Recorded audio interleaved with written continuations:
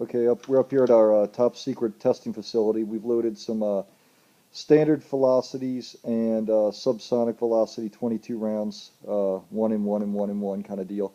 We're shooting it out of a buckmark threaded barrel with a Guardian 22 can, and we are running the can wet.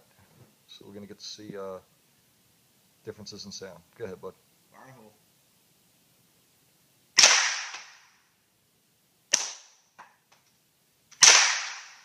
You don't have a hole in your drywall.